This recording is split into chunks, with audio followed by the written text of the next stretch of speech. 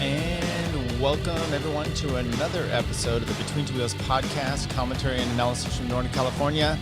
The Vuelta, it's almost over. You know, we're kind of coming up on the end of the 2020 cycling season and getting ready for the next 2021. We'll talk about some cancellations already for the upcoming season, some protests, some cancellations. Movistar continues to baffle me, which is the only normal thing about 2020.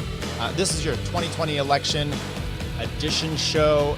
I am Tyler Yonke, Between Two Wheels podcast, episode 209, and welcome. Look, if you're joining us live, which you have the ability to do, our Facebook or YouTube, go ahead and make any comments here. We'll take those as they come. But what I thought we'd do, look, the racing itself is wrapping down, right? So we have basically a week left of the Vuelta. We'll recap stages 8 through 13, give some commentary about, some things went on there. They had a rider protest. We'll talk about that. Tour Down Under, no longer. But, coming up today, it's election day. And with election day, you get a chance to make your, I don't really care. Look, you ever, when you're a kid, you have maybe young kids, and they're in kindergarten and they submit a stupid picture to the teachers, and the teachers put a little, sticker on their gold star, and then people do the same thing with their I voted sticker. That's about, and you're kind of electing similar childish people. So good luck to all those. Hey, you can vote if you want. You can complain if you want. I don't care if you voted or not. I think non-vote is still a vote in a sense. So good luck out there. Good luck with all the mayhem and chaos is coming. That's what we're looking for here on the Between Two Wheels podcast. So last we knew, we had stage 7 of the Between Two Wheels podcast, stage 7 of the Vuelta. And with that was Mike Woods. Mike Woods took the win. We talked about that. And with that was also a little bit of an interesting situation up the road. And we'll start off with that with Alejandro Valverde. Mike Woods, look, there was some people had commented that, Woods wasn't making any friends with his not pulling through after the final climb. You can see the profile just a little bit here, 20 or so K to the finish. But look, Mike Woods set off on that climb. He destroyed basically everybody that was in the break. He soloed over the top. If those people didn't think that he was into the race to win the final stage or to win that stage, they were sorely mistaken. The fact that he wasn't taking a pole was simply because Hugh Carthy was behind. He didn't want to help Valverde up the road. Valverde is trying to get up the road to help his GC chances. And then Mike Woods snuffs everyone at the line, takes the win, gets the post up, and there should have been absolutely no surprise. Those guys had a duty to get rid of him. Valverde had a duty to keep pulling on the front to make sure that his GC time was well taken care of. Instead, he tries to go for the stage win, yet he's still trying to go for time on the GC, which was what Mike Woods was kind of countering against. And in the end, does it really pay off for Movistar, and does it pay off for Woods and Hugh Carthy? So the next thing you have stage 8 here. Stage 8 was 165 kilometers. Cat 2 had a final Cat 1 mountaintop finish. And what we saw there was Roglic basically roaring back. But coming into that, you had Movistars setting the pace into the second to last and the final climb, setting things up for Enric Mas. Okay, well, Valverde was shot out of the back of the peloton quite early because of all the work he had done the day before. So he wasn't any help to Enric Mas at all. What you end up having then is they're setting it up for Mas, and Mas ends up suffering a little bit. Carapaz ends up some attacking there. You've got the last few kilometers. Sepp once again, Domestique. He's my pick for Domestique of the year. He's got Roglic in hand, and right near the last kilometer. In the last kilometer, Roglic ends up taking off. Look, it looked like at some point Sepp was going to go up the road with a few guys that were making attacks, but he's got his head on a swivel, always looking back for Primoz. He's forgotten his own chances here, unless he has really a chance here in the last week. And there's only going to be one stage left, really, that the climbers can do anything. His chance of a stage win are slipping away.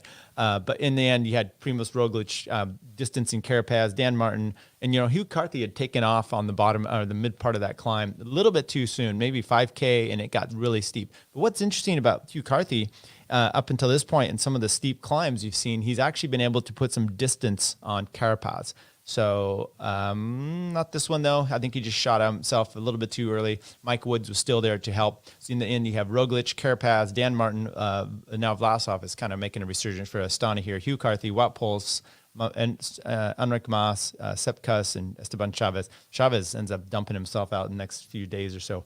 But as you can see, Sepp just kind of rides it in easy. 13 seconds gap there to Carapaz from Roglic.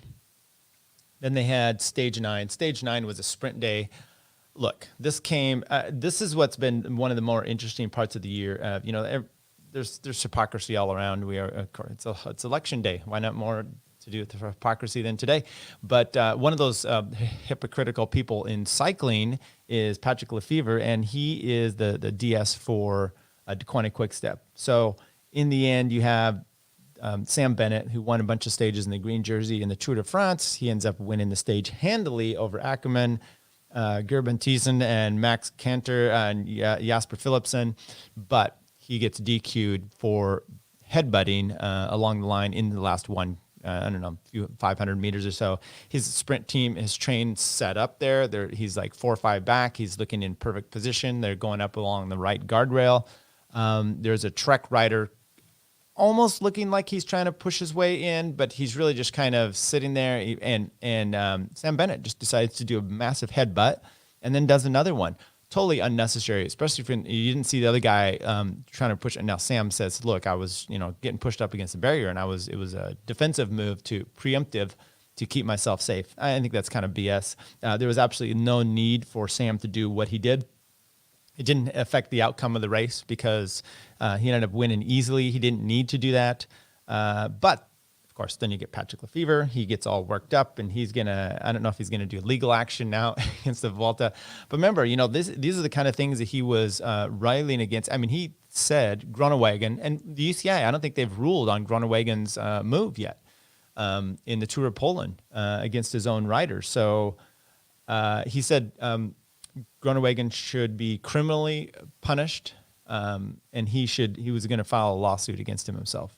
Big talk. I don't think it's happening, but once again, it's a guy that you can't really give much to because his own riders do the same thing, and no one was hurt in this incident, but once again, it just happens to be the position, the freak way that the Tour of Poland was. So Sam Bennett loses out in a win.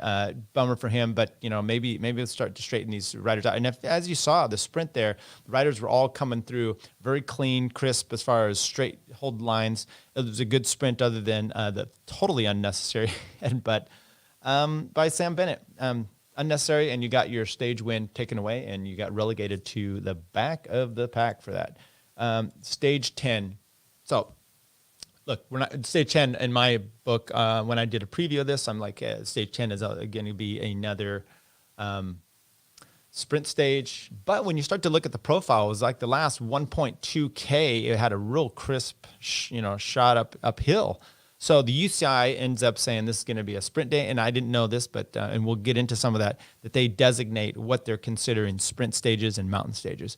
So you come into the last 1.5, inside the last kilometer, Guillaume Martin hits it, and all the GC riders were up front. Now remember, Primoz Roglic had on stage six, I believe. He had lost the green, the red jersey to Carapaz. It was a day in the rain. Izagirre won there. And he didn't look so good on the final climb. He was holding his distance to him, but he got distanced early to Carapaz, and he was holding on.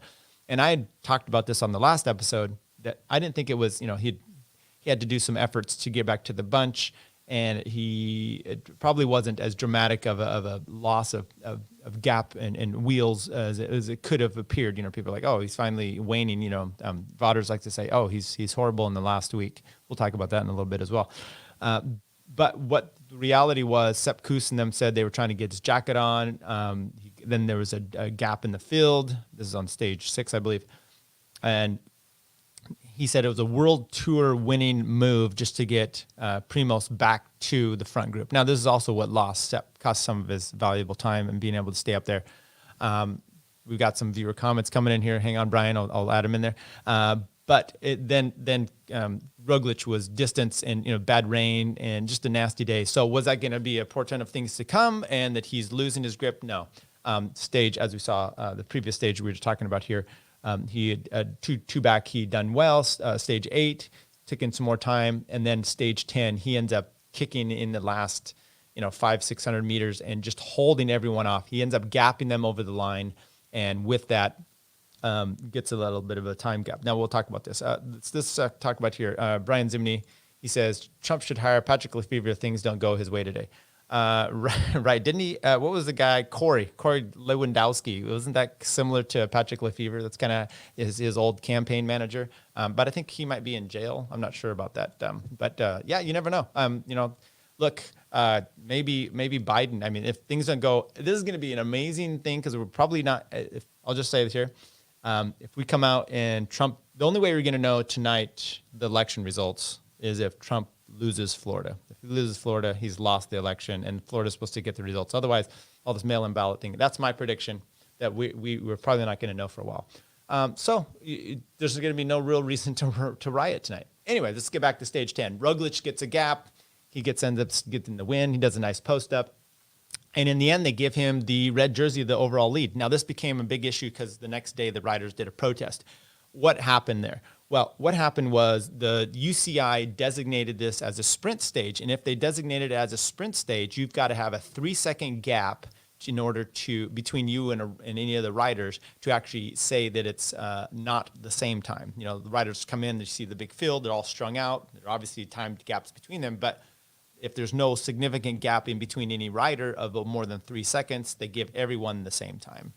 However, they said after the fact, it was actually a mountain finish, so you only need 1 second gap to actually allow for time gaps to be seen. And Roglic had 3 seconds over some of these guys, so they gave him, as you can see here, down to Philipsen, they gave him a 3-second bonus here, which gave him an equal on time with Carapaz. Due to the count back, Roglic gets the red jersey, the overall lead. The GC at this point, but tied with Carapaz on time. And then the next day they come back. So stage 11, before the start of stage 11, the riders did a protest. They all came together and they said, hey, we're not going to stand for this. You can't just, if you designate it, we've trained for this. We've, checked the books and the course profiles, and we've done everything planning to be a sprint finish designation, and therefore we should be able to count it as that. And you can't just go after the fact and change the rules. I totally would agree on that. But it's typical UCI stuff. It's good to see the riders stand up. But I would also say, Carapaz, what are you doing allowing a 3 second? And maybe you didn't have a choice, okay? But if you're really going to try to bend your whole tour and have it sitting on the fact that there was a 3 second gap here, because this race is close, as we'll see, they're tight on time, and then, how's it going to play out over the next few days? Each second is an important thing. And with these time bonuses over the finish continuously, it makes a big deal. So the riders end up protesting. I don't think that has anything to do with anything because the UCI didn't change anything. They didn't change the results, but evidently it was unanimous. Even Roglic just seems to be just a kind of a get along guy. So, but the interesting part was Chris Froome was making his case. He was kind of the leader of the pack. He turned into the patron, they say, kind of like the Lance Armstrong. However, the next day, stage 11, after the protest, the riders get going. There's a break up the road. And once again, Movistar is doing their best to get Marc Soler now up into the lead. And because he's going to solidify his place on GC, he's been doing just fine. They have Enric Mas, who seems to be doing better than him and Valverde. But if you know Marc Soler, and you know Movistar, and you know Valverde, they're not content with having one rider in the top 10. They want to make sure that they have 3 or 4, so they have the Team GC. And they're not content with having a rider in the top 3. They want to make sure they race to a point where they can't support him in the top 3. So they're only going to be maybe in the top 5.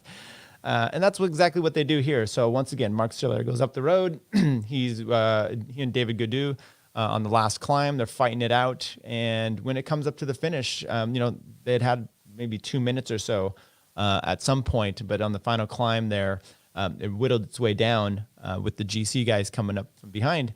And Mark Solera decides that, the stage win is what, once again, like Valverde, the stage win is what's important, even though I've got myself up there 50 seconds or so.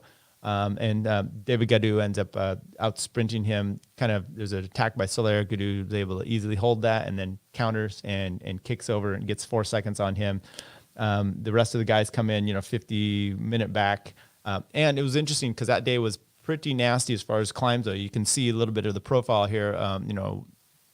You've had 1, 2, 3, 4 big climbs with the Cat 1 finish, but the GC riders didn't end up really going at it. And I think their reason and their fear for that is because of what was coming up the next day, which was Angliru, which was nasty, like 16 kilometers at 20-some%. It's a ridiculous climb. Maybe it was only 12. But you saw the GC that day. Mark Solera goes up 4 places. So he goes up to 6th place. Let's see if we can find Valverde, because I wanted to see where he ended up. Remember the day before it, he was, or the few days before that, he was looking to really move ahead and try to solidify himself when we had.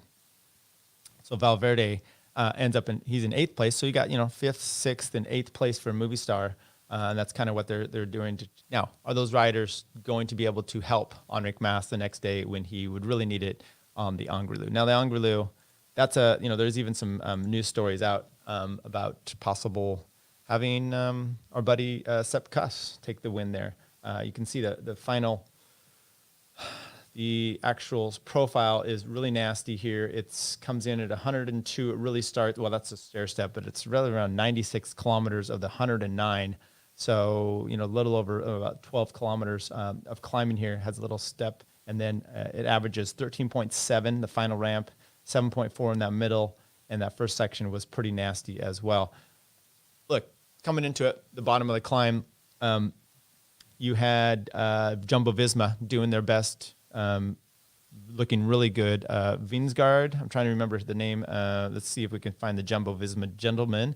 Jonas Vingegaard, Team Jumbo-Visma, he set the pace at the bottom. And it was different than we've seen the Angliru several times before. So I especially go back to Horner and Nibali, where those guys are just attacking each other from the bottom to the top, keep crawling each other back. Nibali goes again, and everything is just spread out all over. This is the first time I've seen kind of a little bit of a peloton going up that, a little bit more than normal. But, I mean, that was still 4K when Vingegaard peeled off. And then you had Sepp taking over. Right around that same point, you had Enric Mas decides to go up the road. And it's fascinating. My wife was even interested in watching this one because it's just slow motion, clicking away. There's like a 10-second gap, which is just a few feet of everybody in front of him because it's so dang steep. Sepp's there for Roglic. Next thing you know, Mas takes off. And then what you end up seeing was just riders. Carapaz is dropped, and then he's coming up, and then Roglic is getting dropped, and then he's coming up. Hugh Carthy. Finally, in about 1.2 to go, Carthy heads out and reminded me of one of the early stages where he put time in on Roglic. I guess that was stage 6, where he was hanging with Carapaz. It looked like he was just barely hanging on, big gangly guy. And next thing you know, he kind of put some time on Carapaz as well. But you saw that here. He went off and he was able to put the pedal down. He gets 16 seconds over Vlasov. Vlasov had taken off with just roughly the same time period there. Enric Mas was able to hold off 16 seconds. Carapaz gets that same. But then Primoz Roglic coming in at 26. So he loses 10 seconds to Carapaz. And you can see Carapaz there did not get any time bonuses because he missed out on the top 3. Sepp the whole time people are going, he went with Hugh Carthy immediately and then looks back and, Roglic is having trouble. So he keeps coming back there. And he was constantly staying with Roglic, stretching the rubber band of pacing him just as.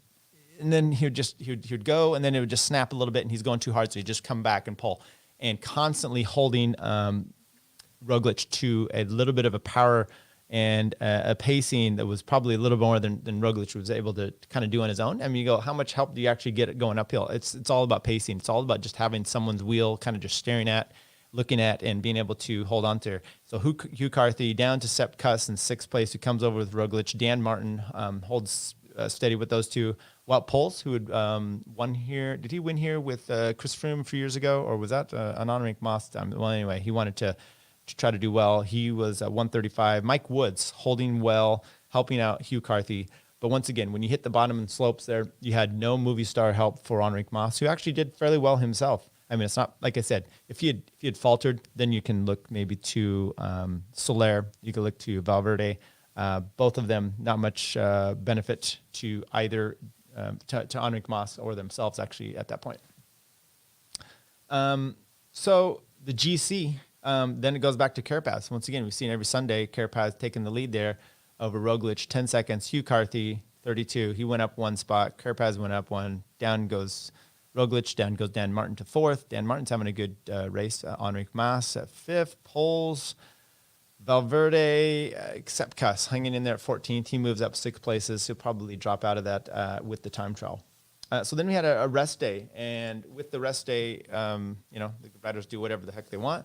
And then today we have the time trial, the individual time trial, which if you just look at the profile, it's kind of, and I've broken this out a little bit, it looks very similar to kind of the Tour de France final time trial, where you had, it's flat, and then you have the climb going up there. And they were saying that there were pitches on this in the 30% today. That seems kind of ridiculous, but it's a modified La Planche de Belfi stage 20. So it was interesting. Hugh Carthy's obviously moved himself up. And so with this, some of the news reports, especially Jonathan Vaughters, he's saying, hey, look, Hugh Carthy actually times trial better than you may think. And I think that's partly because we just haven't really seen Hugh in a position to try to put out a time trial. And then he says the thing that people like to say, which is Roglic just disappears in the last week of Grand Tours.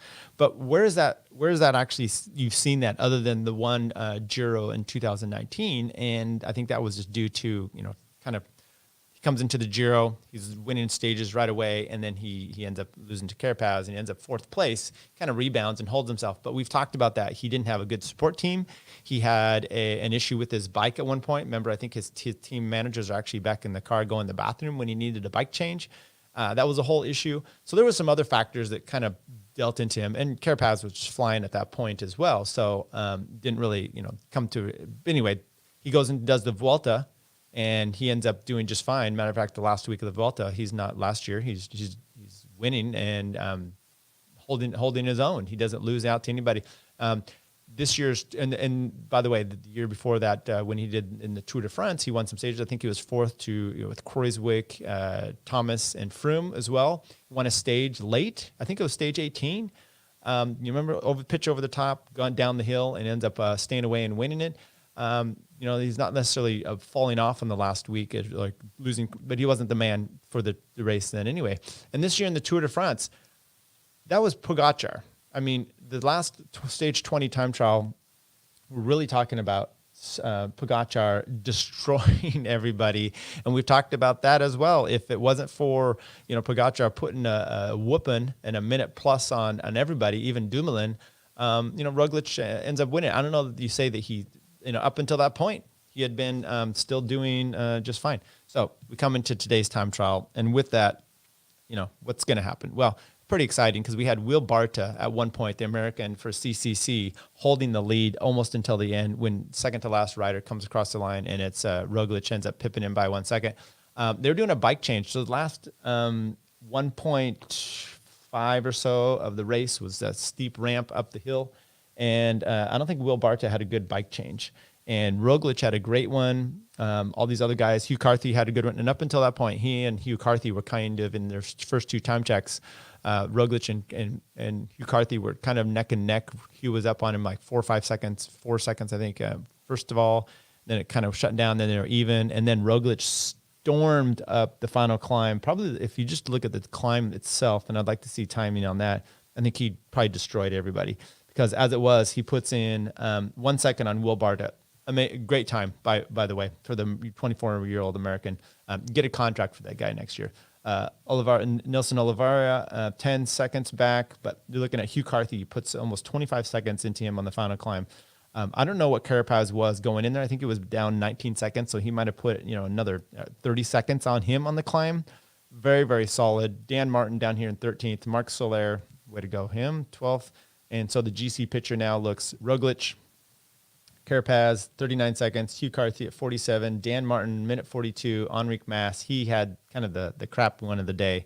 He's still at 5th place. So none of these top really changed, just the top 2 flipped around here. Sepp didn't lose any of his time as far as to the overall. Mikel Nieve dropped 3 spots. David De La Cruz, who came in right with Sepp. He jumped up 3 spots, but I think he was just right behind, maybe 1 or 2 more behind Sepp, but he passed him right before the line. Solid time trial for him. So what do we have coming up for the race on tap? Well, first of all, a few notes of that. Once again, Movistar, they're kind of our typical thing where they stage 7 sent Valverde up the road for GC purposes. That didn't work out. Didn't win the stage either. Stage 8, they set up Enric Mas, just drilling everything at the front on the bottom of the climb until they worked their whole team out. That didn't really work out for him as well. Stage 11, they sent Marc Soler up the road. He doesn't get the stage win. And then all of that sets up for stage 12 where those guys are not there for him. Chris Flower. He joins in and says, Barton needs a contract. A win would have helped him in that effort. Totally. I'd like to go back and look. Roglic had a very, very good bike exchange. And from what I remember seeing, it was him and a few other riders around him. I don't think he had a good bike change. That's 1 second. That's just 1 second that you can maybe turn around. But what are you going to do?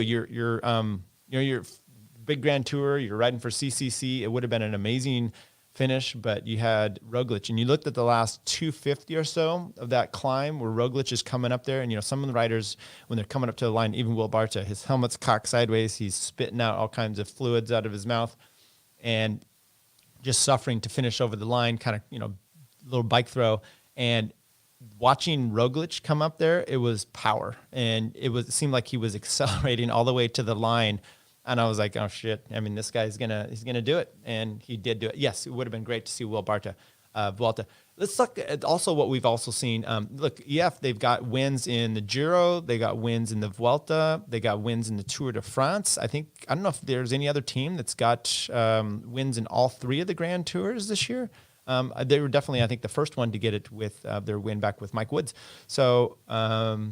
Pretty excited for them. I mean, that's good. Maybe they can pick up Will Barta, put Will Barta in, kick out TJ, see what that looks like.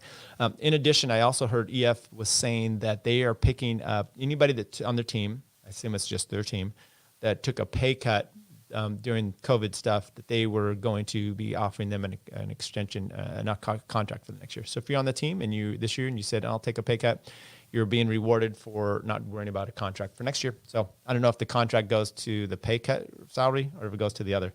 So let's see what we have coming up here. So this next week for the Vuelta, today was big because you've put Roglic gets his almost 40 seconds over Carapaz, and you really have 1 stage left to do anything for the GC because you got coming up here tomorrow. It's the biggest, longest stage left of the tour. It's 206 kilometers. It's rolling and slumpy. I mean, like a lot of these, the riders have to be attentive, the GC guys. Dumoulin's out for Jumbo, so he said he was just too fatigued. He was not having it anymore. So as far as those, roller days go, Jumbo still has a decent amount of riders. I think they have 6 left or so. But, they're still looking for Sepp, and he's going to have 1 more day to do some of the work for Roglic. So that's Lugo to Orense. Like I said, it's sprint or break day, 206 kilometers. Went Thursday, stage 15, Mos to Puebla La Sanabria.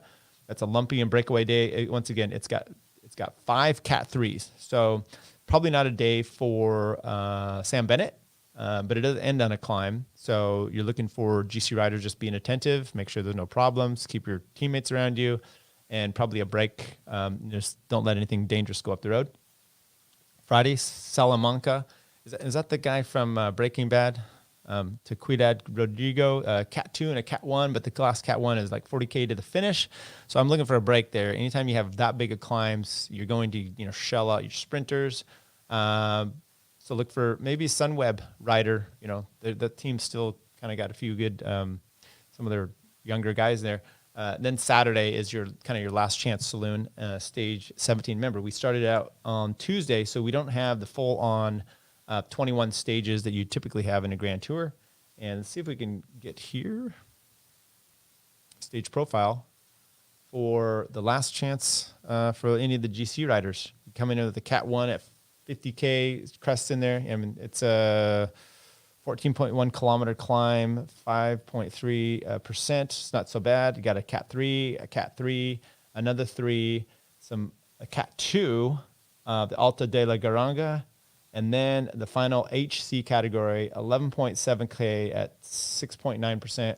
And I give more of a credit or possible win here for Roglic due to the fact that this type of climb is not like what we saw in the Angliru. Angliru was so steep, you can see him suffer more. I mean, he's a punchy rider, but I think this kind of ride is much better suited for him.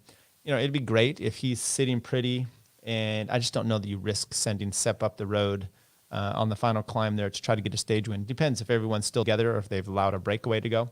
But it would be great to see that. I mean, that's either one of these would suit, I think, Sepp and Roglic. So that's kind of my prediction. And then the last day is into Madrid, 125 kilometers, and nothing really there to see but flatness. So with that, you've got some predictions. I think you're going to see Sepp Kuss not win a stage because he's too dedicated to Roglic, although Roglic has really been trying to kind of allow him to.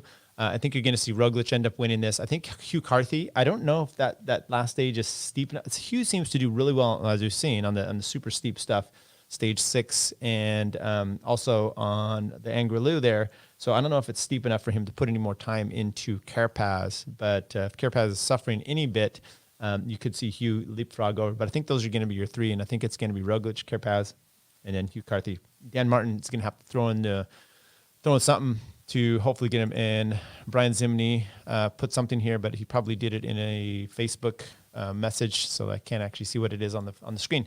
Other than that, maybe you guys can throw in your predictions about who you think is going to win the Vuelta this year. Other than that, I did mention real quickly that due to COVID-19, the teams are not going to race the Tour Down Under, and there's the other race that's down there as well. So they're canceling on that. It would be interesting to see if the Tour, and I think it was the teams just weren't willing. They couldn't even get 5 teams to go and join in. So I think that the organizers are trying to have it. That'd be a likely situation. Not so much. I know that the country of Australia locked down more than a wife in The Handmaid's Tale, but I don't know that the teams were necessarily that interested in, this is just my guess. Tour is going to, the racing is going to start up here in January. They're like, we're just getting done. It's almost December and we're still racing. I just want a break. So how about we just not go to Australia? Plus there's the COVID thing. But it'd be interesting because the Tour of San Juan is kind of right around the same time. And it'll be interesting to see if the riders, teams actually go down there. Let's see here. We got some more thoughts here. Sepp won't be let go to win a stage because Roglic's lead isn't big enough. Yes, I totally agree. And as you can see, Sepp is determined to make sure he is getting Roglic to the finish line and the overall win. By the way, Domestique, Andrew Hood of Villeneuve said he should be the highest paid Domestique. He really is. When you think about it, you got all these other super Domestiques, right? They're the guys that can kind of be on your team, and they're kind of they're also kind of in the lead, so you got to worry about them. Obviously, they're not doing that with Sepp, but he is doing the work of making sure his rider is in the only spots he needs to be. Phenomenal. He's once again shown just like he did in the Tour, and it's what's making me pull for Roglic because it's a seen by extension here that's giving success to Sepp Kuss. So I also think that's pretty awesome. Yes, Cadel Evans road race. That's I think the other one. Chris questioned about. I think that's the other one that they said was canceled as well.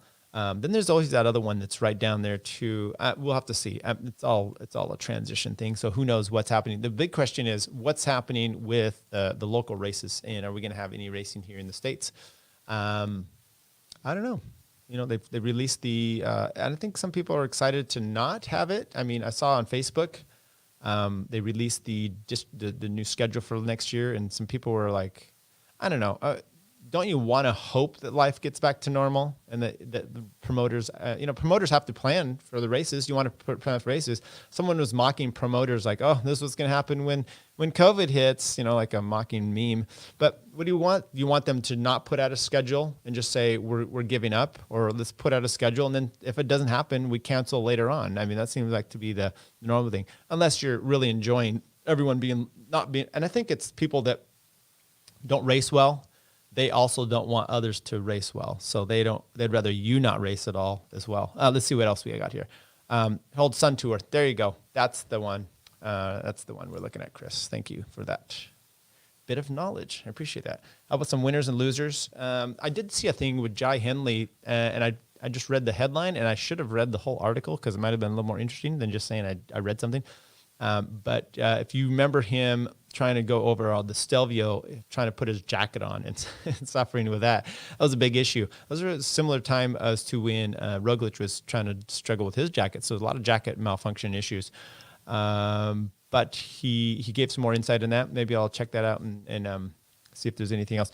Winners, though, I mean, the racing, the Vuelta, I've always loved this race. It's a little more condensed, with 18 stages. And then you've got Roglic, Carapaz, Hugh Carthy, all inside of a minute. Today's race was great. It was fun. It was watching. It was like watching the election results come in. That's what I kept thinking about when you're seeing the real time, the virtual time, and your riders are coming, and it's new results are coming in, and it's exciting or dangerous, or riders maybe equate it to a rider going head first over a cliff. That's maybe what's going to happen with our election results. Who knows? Depends on where you're polling or where who you're polling for, I guess. Anyway, that's pretty much all we have for today. Anybody else want to chime in here for the last thing? Brian Zimney, the Angliru stage was 3 hours only. You're talking about just the climb, or the fact that they didn't show the whole thing? I'm not sure. The Angliru stage was 3 hours only. I don't know what that means.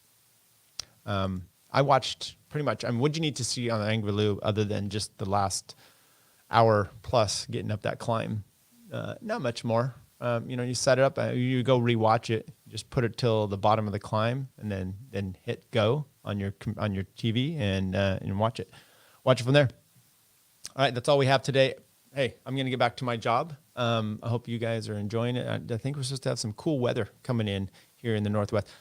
I kind of put a pause on doing shows every day. Some of it was just disappointing after short stages are good. Oh, I get what you're saying. So Chris says short stages are good. Yes. Well, the Angliru stage was only 109 kilometers, so it was short, and I think it sets up for some exciting stuff. Wasn't that the Formigal stage several years? I want to say 2016. Chris Froome. It's like 60K kilometer stage. They start out from the gun, just like ripping it, and Contador and those guys just ripped him to shreds, and he got his whole Sky team got pushed off, and he ended up losing the tour because of that day. One of the shortest days of the race. Yeah, everyone's got to be on edge and knowing what's going on. Anyway, like I was saying, I kind of put a stop to some of the doing every day. I just got a little. Some of the feedback I got from the Quinn Simmons stuff was pretty harsh.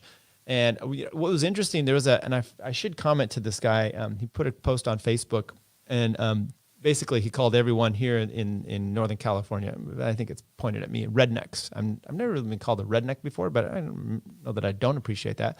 So it was interesting that he was, in some of the other comments, it was very